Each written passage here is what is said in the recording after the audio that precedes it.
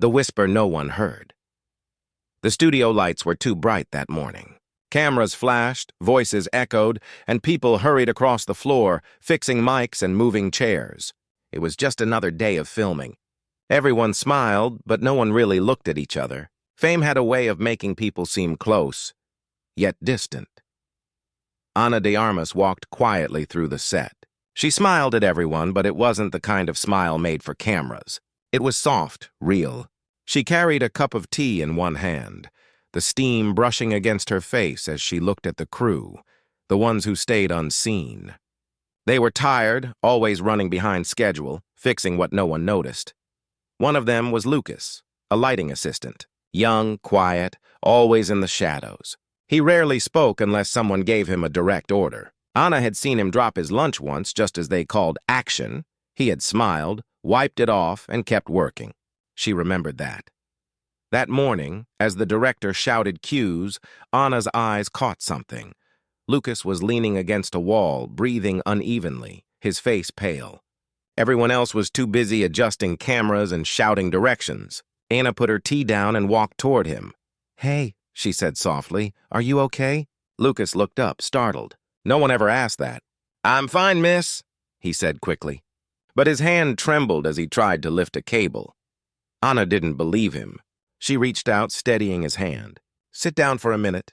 He hesitated, looking around nervously. "They'll shout at me if I stop." "Then let them shout," she whispered. "You're not a machine." He sat.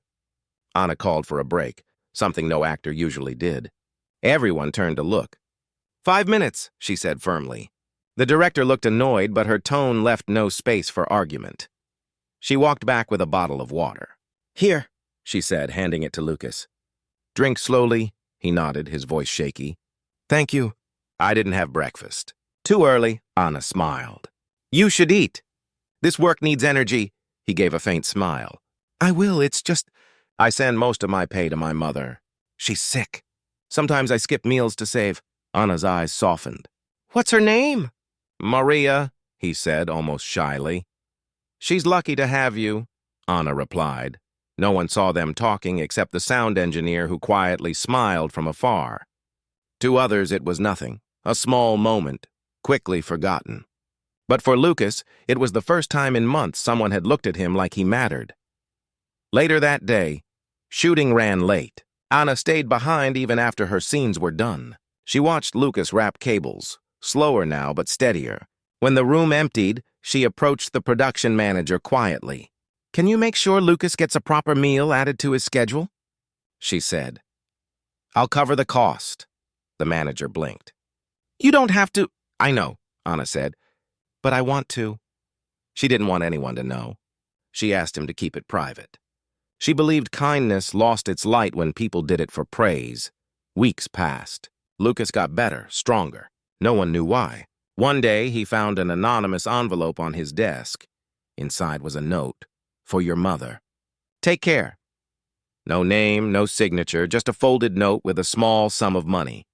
He looked around but said nothing. He suspected who it was, but he respected her silence. Months later, a tabloid tried to write about Ana's kindness, about her being too soft. The article mocked how she talked to crew members and helped extras rehearse. She laughed it off. "If being kind is a weakness," she said in one interview, "then I don't want to be strong." But no one knew that behind that quiet smile was a woman carrying small stories. People she helped without anyone hearing about it, and the biggest of those stories was yet to come. Because one day, Lucas disappeared. The crew came in one morning and his tools were left behind.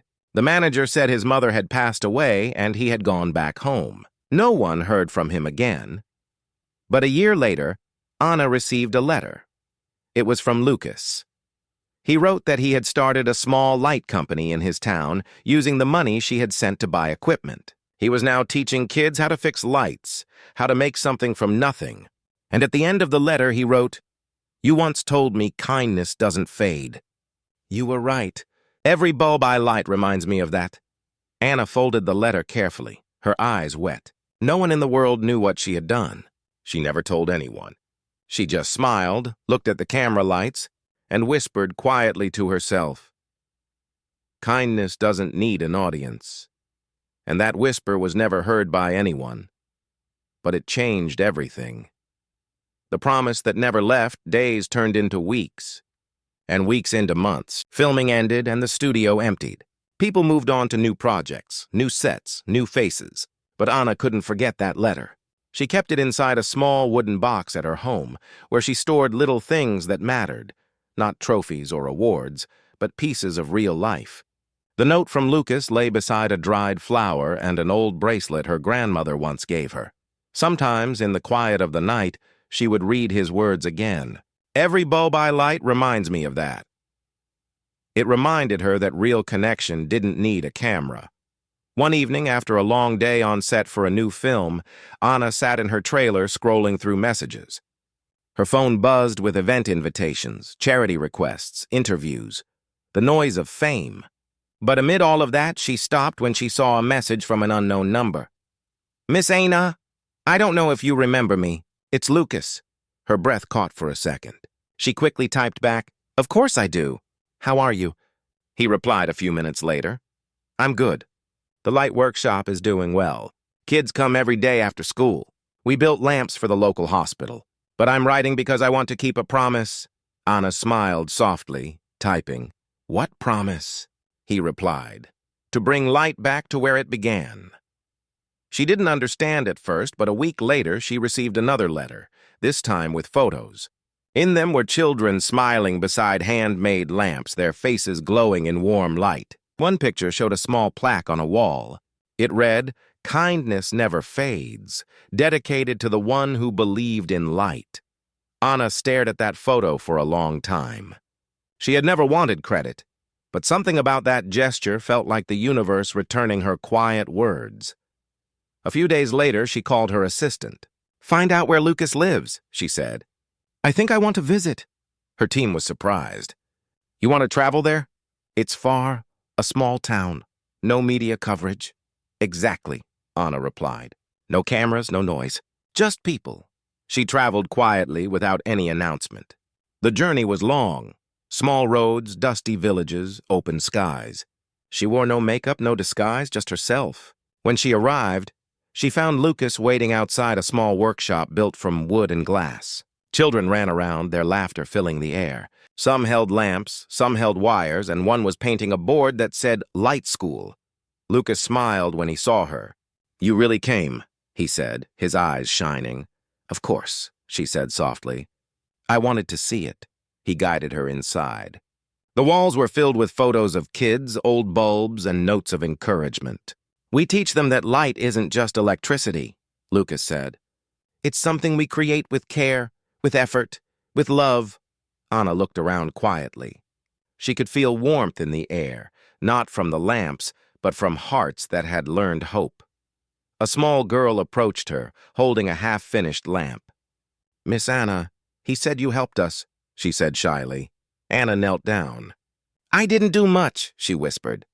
"You did all this," the girl smiled. "He said you gave him light when he couldn't see." Anna's eyes softened. She brushed the girl's hair and said, "Then promise me you'll pass it on. Every time you help someone, you'll keep that light alive." The girl nodded. "I promise." Outside, the sun was setting. Anna stood with Lucas, watching the sky turn orange.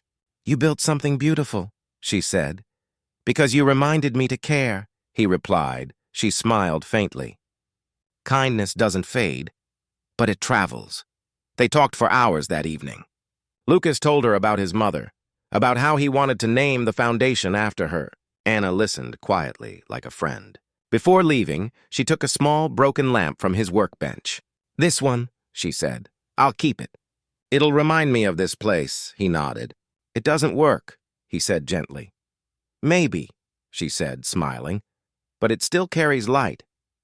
When she returned home, she placed that broken lamp beside the letter.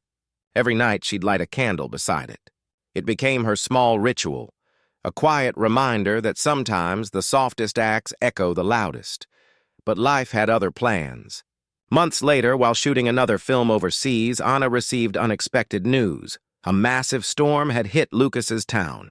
The light workshop had been destroyed. No one knew if the children were safe. The roads were cut off. Anna's hands trembled as she read the message. The memory of their laughter, the promise, the small lamps, all flashed before her. Without hesitation, she packed a bag and told her manager, "I'm going back." "It's dangerous," her manager said. No one has to expect it," she replied quietly. "It's something I have to do." She looked out of the window that night, watching rain hit the glass. Her reflection stared back, not as a celebrity, not as a star, but as someone who had once told a little girl that light should never fade. She whispered to herself, "Then I'll make sure it doesn't." And with that, she began a journey that would test not just her kindness, but her strength, and reveal how far one quiet act could go. The light that refused to die, the night sky above the small airport was dark and heavy. The rain hadn't stopped for 2 days, and the sound of it filled the air like a whisper of worry. Anna sat by the window, her eyes fixed on the tarmac. The plane she was supposed to take was delayed again, but she didn't care about comfort or timing. She only cared about reaching that little town where Lucas and the children lived. As she looked out, she remembered the girl's soft promise. "I'll keep the light alive." Those words echoed louder than the storm. Finally, hours later, the plane took off. It was a rough flight, and when she landed, the airport was half empty.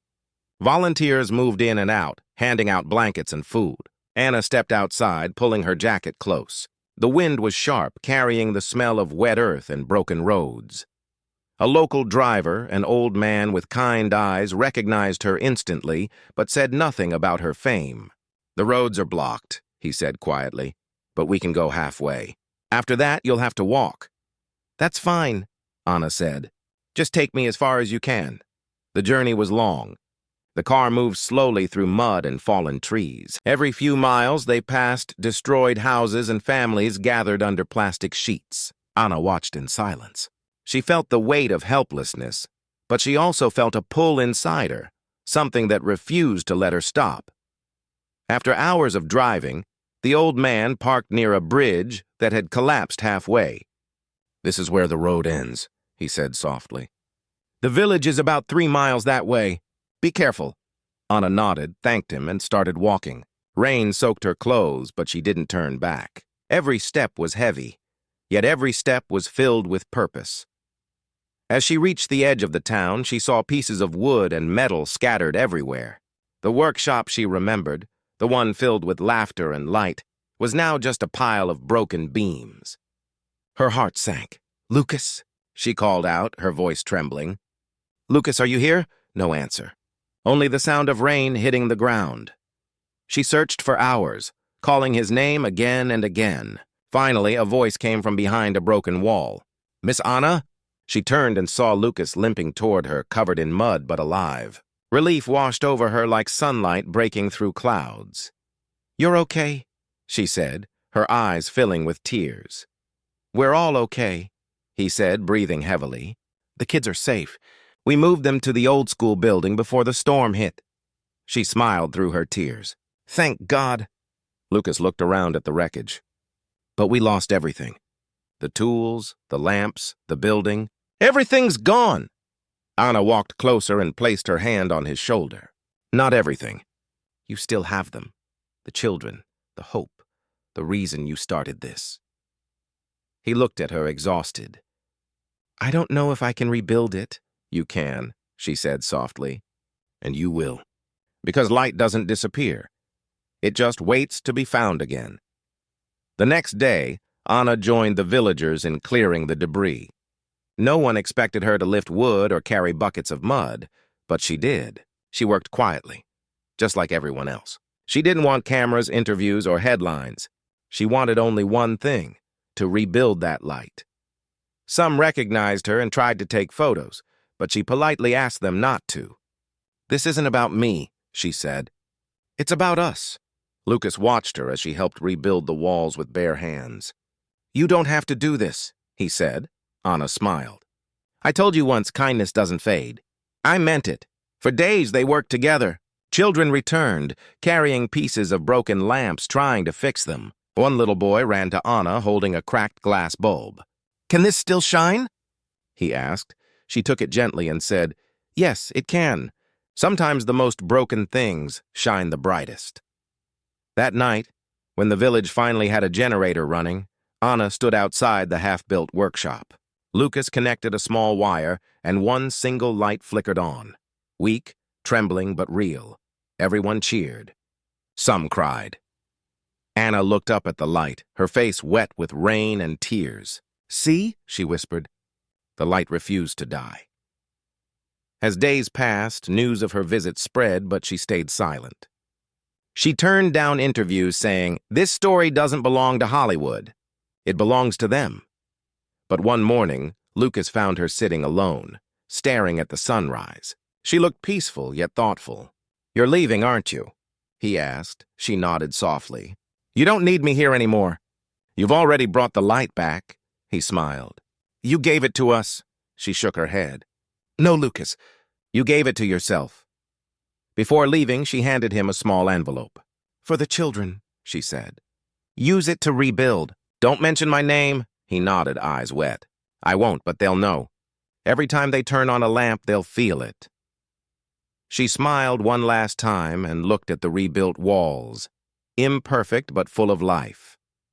As she walked away through the muddy road, Lucas whispered softly, "The world may forget the act, but it will never forget its warmth." And miles away, when Anna boarded the plane home, she looked out of the window and saw a faint light in the distance. Maybe just a reflection, or maybe the first lamp of the new workshop shining again. She smiled, closed her eyes, and whispered, "The light that refused to die." The story the world almost missed weeks passed since Anna returned home, but her heart stayed in that small village. She went back to work, smiling for interviews, showing up on red carpets, doing everything her job required, yet behind every smile was a quiet thought. Are they okay? At night, when the world around her was silent, she would look at the broken lamp on her bedside table. She never fixed it. She wanted it to stay the way it was, a reminder that even something broken could still carry meaning. One morning, her manager entered her trailer with a worried look. "Anna," he said carefully, "something's going viral." She frowned. "What do you mean?" He handed her a tablet. On the screen was a video posted by a tourist who had visited Lucas's village. The video showed children rebuilding lamps, painting walls, and laughing. In the background, a local teacher spoke to the camera. "We call this place the Light School. A kind woman helped us start again after the storm. She never told anyone who she was, but her kindness changed everything." The video had millions of views. People from around the world were commenting, asking who that woman was. Some said it might be a famous actress, some said it was just a villager, but no one knew for sure. Anna stared at the screen silently. She didn't smile, she didn't panic, she just whispered, "They rebuilt it." Her manager sighed. "The media's trying to link it to you. They're asking for a statement. If you confirm it, it'll be huge. Headlines, interviews, maybe even awards." Anna shook her head immediately. "No, I'm not confirming anything. But Anna," he said, "this could help your image. It's good publicity." She looked at him with calm eyes. "Then it's not kindness anymore. If it becomes a headline, it loses its heart." The manager fell silent. He had worked with her long enough to know that when she said something softly, she meant it deeply. That evening, she sat by her window watching the sunset, thinking about Lucas and the children. She sent him a short message. "I saw the video." "You did great." A few minutes later, he replied, "It's spreading fast. The world is talking about kindness again. Maybe it's time people remember what it means." Anna smiled softly. "As long as no one knows who did it," she wrote back. The message matters more than the name. Days turned into weeks, and the story kept growing. People started donating to the village, sending lamps, books, and food. News reporters came but found no one willing to reveal her identity. Lucas protected her promise, but not everyone understood. Some reporters began twisting the story, saying it was all a publicity stunt by a celebrity trying to look humble. Rumors spread fast, like sparks in dry grass. Anna's name was dragged into online discussions, but she stayed silent. One night, during a live interview for her new film, a journalist asked the question directly, "Anna, "Are you the woman behind the light school in that small village?" The room went quiet. The cameras zoomed in. Millions were watching. Anna paused. Her fingers gently touched the broken lamp pendant she wore as a necklace. She smiled faintly and said, "Sometimes doing something good doesn't need to be seen. If I tell you I did it, it stops being about them. So I'll just say, someone kind was there, and I'm proud to live in a world where people like that still exist." The interviewer tried to press further, but Anna gently changed the subject. The internet exploded with admiration and debate. Some believed her, some doubted her, but no one could ignore her grace. After the interview, she went backstage and found a quiet corner. Her assistant whispered, "You handled that beautifully." Anna looked thoughtful. "Kindness shouldn't need proof," she said softly. "It should just leave warmth behind." Meanwhile, in that distant village, Lucas gathered the children around a small TV to watch her interview replay. They cheered when she smiled. One of the kids said, "She didn't tell anyone." "She kept her promise." Lucas nodded. "That's why it meant something real." He turned to them and said, "What do we do when someone helps us?" The children answered together, "We help others." He smiled proudly. Exactly. That's how kindness stays alive. And so the story that the world almost missed, a quiet act behind the scenes, began to inspire people far beyond that small town. Thousands began writing to support other villages, teachers, and children. Social media filled with the words "kindness never fades." But while the world celebrated the story, few realized what was about to come. Something unexpected was waiting for Anna. Something that would test her belief even deeper. Because one evening, as she returned home after a long shoot, she found a letter at her doorstep. The envelope was old, rain-stained, and had no sender name. Inside, in faded handwriting, it said, "You don't know me, but because of what you did for Lucas, I'm alive. I need your help now, before it's too late." Anna's heart pounded. She looked again at the letter, confused and worried. There was a small signature at the bottom, a name she didn't recognize, and below it, a single line. "You once told him kindness doesn't fade. Prove it again." She held the letter for a long time, her eyes reflecting both fear and purpose, because somewhere out there, another quiet story was beginning. One that would lead her into something far bigger than she ever imagined. The message that changed everything. The rain had stopped, but the world around Anna felt heavier than ever. She sat alone in her living room, the letter still on her lap. Her fingers traced the faded ink again and again. The words echoed in her mind. "You once told him kindness doesn't fade, and prove it again." She didn't know who wrote it, but something in her heart told her it was real. It wasn't just another fan letter or a message from someone pretending. There was truth in those words, quiet, desperate truth. She turned the envelope over. On the back, barely visible under the smudged ink, was an address, a small coastal town several hours away. She took a deep breath and whispered to herself, "Maybe this is where the next light needs to be lit." Her manager, when he heard about it, tried to stop her. "Anna, you can't just go there. You don't know who it is. It could be dangerous. You have commitments, interviews, filming," she interrupted softly. "Then cancel them." He stared at her. "You're serious?" She nodded. "If someone reached out with that much hope, I can't ignore it." The next morning, before sunrise, Anna left quietly. No makeup, no security team, just a small backpack and a determination that came from somewhere deep inside her. The road to the coastal town was long and winding. As the car moved past the hills, she looked out at the ocean waves crashing far away, the sky turning pale gold. Something about it felt symbolic, like the sea itself was calling her toward another story. After several hours, she arrived at a small fishing village. The air smelled of salt and smoke, and the houses were simple but full of life. She asked around for the name written on the letter. Most people shook their heads, until one old woman said quietly, "That's Claire. She lives by the shore, but she's not well." Anna followed the directions. Near the edge of the beach stood a small wooden hut. Wind rattled the broken windows. She knocked gently. No answer. She pushed the door slightly. Inside, a frail woman sat on a chair near the window looking out at the sea. Her eyes turned when she heard the creak. "Are you Claire?" Anna asked softly. The woman nodded slowly. "You came." Anna stepped closer. "You wrote to me?" Claire smiled faintly. "I didn't know if you would." Anna pulled up a chair and sat beside her. "Tell me what happened." Claire looked out at the sea again. "I was one of the people who helped Lucas build the light school. I worked there for a while, helping with the children. After the storm, I lost everything, my home, my family. Lucas helped me rebuild, but I got sick, and the treatment is expensive. I tried to stay strong, but—" Her voice trembled. "I didn't write for money. I wrote because I didn't want the light he created to end with me. I want to keep it going here, in this village." Anna felt her throat tighten. "You want to build another one?" Claire nodded. "Yes, a place for kids here. But I don't have much time left. I wanted to ask, will you help them when I can't?" For a long moment, the only sound was the ocean outside. Anna didn't speak right away. She just looked at Claire, a woman who had lost so much and still wanted to give.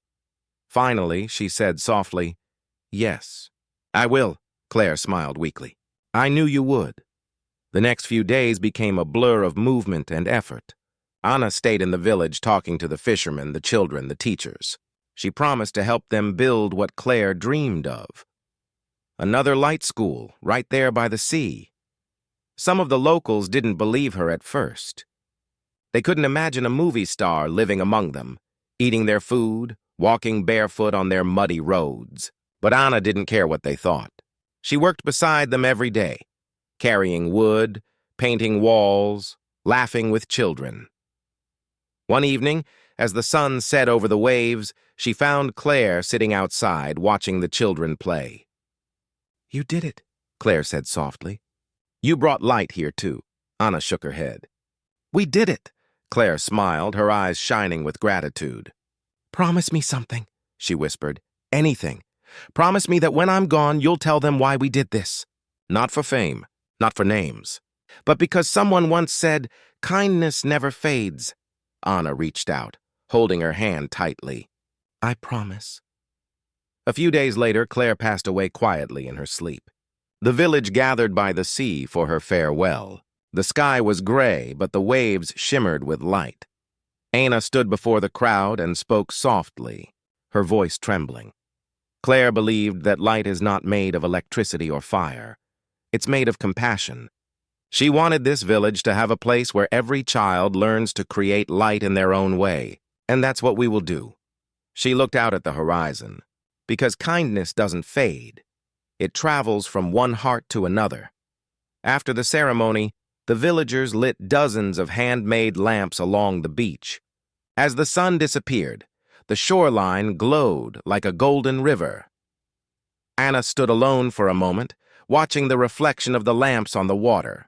A tear rolled down her cheek, but she smiled, because she knew the promise was alive. A soft breeze blew across the beach, carrying whispers of laughter and the faint sound of the ocean, as if the world itself was saying thank you. But that night, as she returned to her small hut, she noticed something strange. Another letter had been slipped under her door. No name, no address, just one sentence. "If you keep following the light, you'll find where it all began." She froze. The handwriting looked familiar, the same as Lucas's first letter years ago. Anna sat down slowly, her heart racing. The storm, the school, Claire, everything had been connected. But what did that message mean? She looked out at the lamps glowing along the beach and whispered to herself, "Maybe kindness is leading me somewhere I haven't reached yet." And she knew her journey wasn't over. It was only changing shape. The circle of light, the sound of the ocean lingered long after sunrise. Anna stood at the edge of the beach, her feet sinking slightly into the wet sand as she held that new letter in her hands. The handwriting, gentle, familiar, made her heart race. She hadn't heard from Lucas in months, but she could feel his presence in those words. "If you keep following the light, you'll find where it all began." The question stayed with her all day. What did he mean? Where it all began? She already thought she knew. That small film set, years ago, where she had helped him. But maybe Lucas meant something deeper. Maybe he was telling her that the journey of kindness doesn't just begin with one act. It begins when that act returns, in a way no one expects. That evening, she made a decision. She would find Lucas again. The next morning, she packed lightly and left the coastal town. Before she left, she visited Claire's new school, the Light by the Sea. Children were painting their first lamps, and one little girl ran up to her, smiling. "Miss Anna, look! It's working!" she said, holding up a glowing jar with a candle inside. Anna smiled warmly. "Keep it shining," she whispered. "Always." As she walked away, she looked back one last time, the small classroom filled with laughter and warmth. It was living proof that kindness doesn't need grand gestures. It just needs a heart that refuses to turn cold. The drive back to the city was long. The sun dipped behind the mountains, turning the sky gold and violet. When she finally reached her home, she found another letter waiting. No return address, just the same handwriting again. "Come to the place where you first saw me. You'll understand." Her mind flashed back to that film set, the studio, the bright lights, the day she first saw Lucas collapsing near the cables. That was where everything began. The next morning, she drove to the studio lot. It had changed over the years. New signs, new stages, but the main hall was still the same. She walked slowly inside. The air smelled of old wood, paint, and faint memories. At the far end of the room, someone stood near the same corner where Lucas had once worked. It was him. Older now, his hair streaked with gray, but his eyes were the same, gentle and alive. "Lucas," she said softly. He smiled. "I knew you'd come." Anna walked closer, a mixture of relief and emotion flooding her face. "Why didn't you tell me you were here? I thought you disappeared." Lucas looked around the old studio, then back at her. "After the storm, I started traveling, helping other villages build small light centers, like the one we made. I wanted to see if the kindness you showed me could grow without your name. And it did." She felt her throat tighten. "You didn't have to keep this a secret." He smiled faintly. "You taught me that real kindness doesn't ask for attention. I wanted to prove to myself that it could survive, even when no one was watching." Anna looked down, trying to hide the tears forming in her eyes. "You did more than survive it," she whispered. "You turned it into something bigger." Lucas stepped closer. "No, Anna, you did. Everything started because you cared that day when no one else did." He took out a small box and handed it to her. "Open it." Inside, wrapped in brown paper, was the broken lamp she had left behind in his workshop years ago. Except now it wasn't broken anymore. The cracks had been filled with golden glass, glowing faintly from within. She gasped softly. "You fixed it?" Lucas nodded. "I kept it all these years. I told myself that when the light inside this lamp shines again, it means the circle of kindness is complete. Today it's shining." She held the lamp close, the light reflecting in her eyes. "It's beautiful," she said. "It's not perfect, but that's what makes it real." He smiled. "That's how kindness works, too." They sat together on the floor of the empty studio for a while. Just talking, not as actress and worker, not as anyone famous or forgotten, but as two people connected by something pure and invisible. Lucas told her about the villages he'd helped, about the children who now teach others to build lamps. Every time one light was lit, another story began. Anna listened quietly, her heart full. "So it never really ends," she said softly. "No," he replied. "It just keeps traveling, from hand to hand, heart to heart." They both stood looking around the old studio. The sun from the window fell directly on the repaired lamp in her hands, making it glow even brighter. Anna whispered, "This is where it all began. But maybe this is also where it all continues." Lucas smiled. "Yes, because kindness doesn't fade. It returns home." A few months later, the story of the Circle of Light, as people began calling it, spread quietly, not through headlines, but through real actions.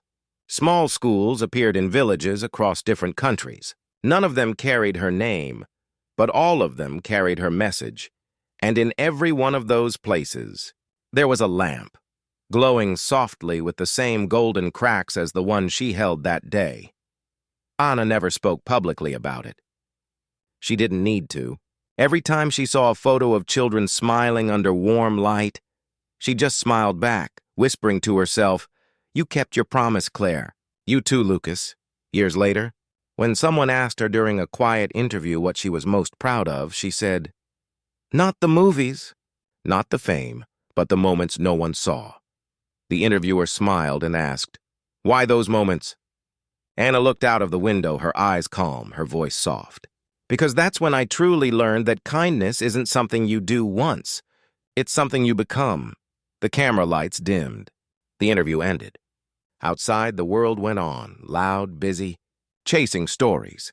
But somewhere, in a small village by the sea, a little girl lit a lamp for the first time, and far away, in another quiet workshop, Lucas adjusted a bulb and smiled, knowing that the same light, the same warmth, the same promise was still alive. And as the sun set over the horizon, the golden glow spread from one window to another, across towns, hearts, and lives, because kindness had never stopped moving. It had simply found its way home.